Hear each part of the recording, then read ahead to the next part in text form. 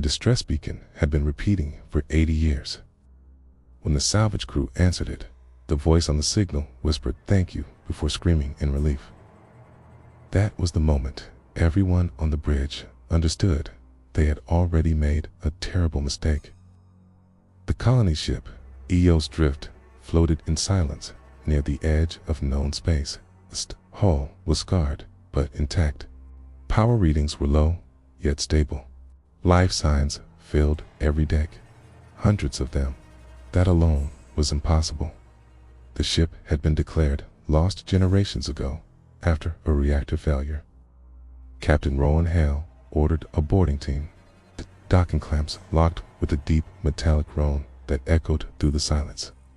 The airlock opened. Warm air spilled out, carrying the smell of metal rot and something sweet, like old flowers left too long in water. The corridor lights were on, not flickering, not broken. Clean white light illuminated walls covered in handprints, thousands of them, overlapping, pressed so hard the paint had cracked beneath the fingers. Heard breathing. It came from everywhere at once, slow, patient, perfectly synchronized. The colonists stood where they had been left decades earlier, families frozen mid-step, children holding toys, engineers clutching tools. Every one of them was alive.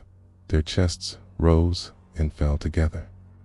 Their eyes were open and unblinking. Their mouths smiled gently. A woman turned her head toward the crew. Her joints moved too smoothly. Her smile widened just enough to hurt. "Welcome home." The words came from her mouth and from every other mouth at the same time. Hal felt pressure behind his eyes, as if something pressed against the inside of his skull. The colonists did not move closer. They did not need to. The air itself felt heavy. It was watching, measuring. The ship logs told a fragmented story. After the reactor failure, the colonists discovered they could not sleep. When they closed their eyes, they heard whispers. When they dreamed, they woke screaming. Then one night, they all dreamed the same dream. Something had spoken to them from the walls, from the floors, from the space between their thoughts. It promised to keep them alive. It promised to take away pain and fear. It asked only for stillness. The crew tried to leave. The airlock refused to open.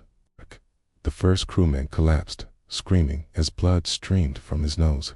He clawed at his helmet and begged for the voices to stop counting his memories. When his screaming ended, he stood up slowly and joined the colonists. His smile matched theirs perfectly. The lights dimmed. The walls began to pulse gently, like a living throat swallowing.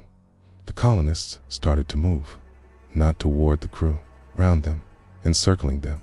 Their footsteps made no sound. Their eyes followed every breath. Hale realized the truth too late. The colonists were not prisoners. They were anchors.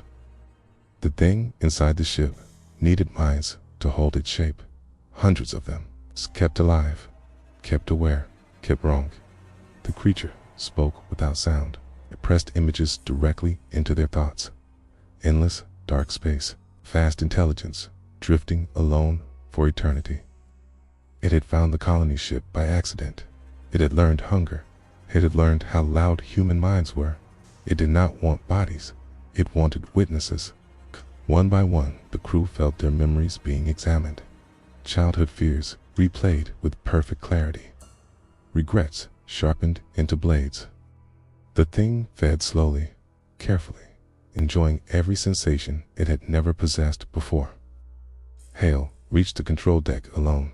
Screens showed the colonists standing motionless again, hundreds of eyes staring straight at the camera, waiting.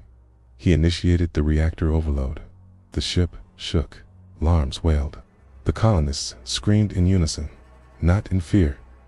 In anger, the thing pushed back. The walls split open, revealing layers of pulsing flesh beneath the metal. Faces emerged, screaming silently. The pressure in Hale had became unbearable. He tasted blood. He laughed and cried at the same time. The explosion never came. Instead, the alarm stopped. The ship stabilized. The creature spoke one final time. Not enough.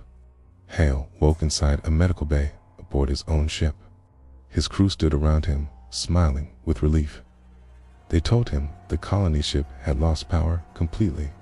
No survivors, no threat. Mission complete. He believed them, till he noticed they were all breathing in the same rhythm. On Earth, the recovered footage from the mission became the most watched transmission in history. Viewers reported headaches, shared dreams, a comforting voice that whispered when the lights went out. The distress beacon began transmitting again. If you enjoyed the story, then don't forget to like and subscribe for more videos. Thanks for listening.